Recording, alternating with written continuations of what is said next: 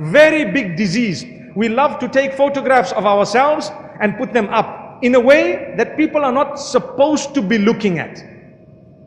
What this means is, okay, if there's a photograph, for example, within the limits of the Sharia, alhamdulillah. But you have women, you know, they want to show themselves in the greatest of beauty. Like I've just said, two things happen.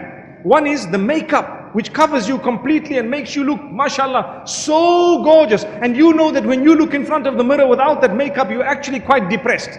May Allah beautify our women and our men, mashallah. Mashallah. And secondly, on top of that, you've actually photoshopped the picture. So you look like a cartoon character, mashallah. Flawless, Allahu Akbar, flawless. And what happens? We put up these pictures, we have profile pictures, and guess what? When people say, you look gorgeous, we say, Jazakallah khair. You look gorgeous, and we're saying, may Allah reward you for what you've just said. Come on, the man is saying it for a reason. Why did you have to show yourself? And if you have a close group, your family and so on, it depends. Obviously, we know the limits.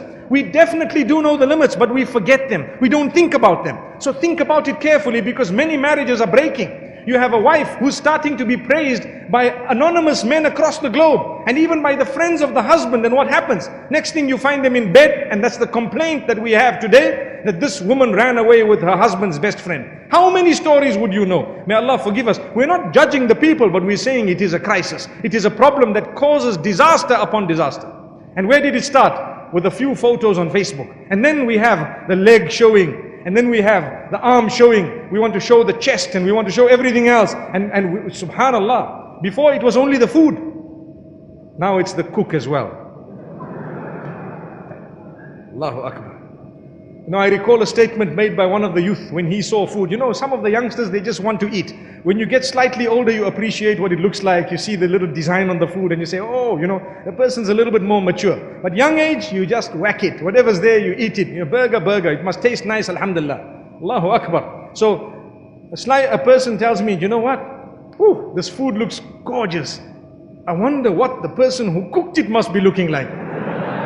So I told him, oh, there's the chef. And he was a fat guy with a long, big hat. And he says, how are you? I said, there you are, mashallah. May Allah forgive us, really.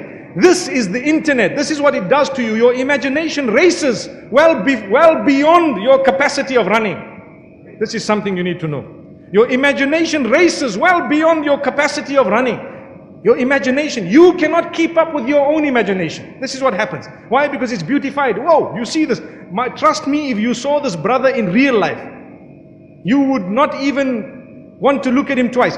Obviously, with all due respect, but I'm using the term brother because we don't want to use the word sister. But sometimes people pretend like, oh, gorgeous. Be honest. Hey, look, this is me. Normal, general me, and that's what it is. Subhanallah. Don't try and impress beyond who you really are.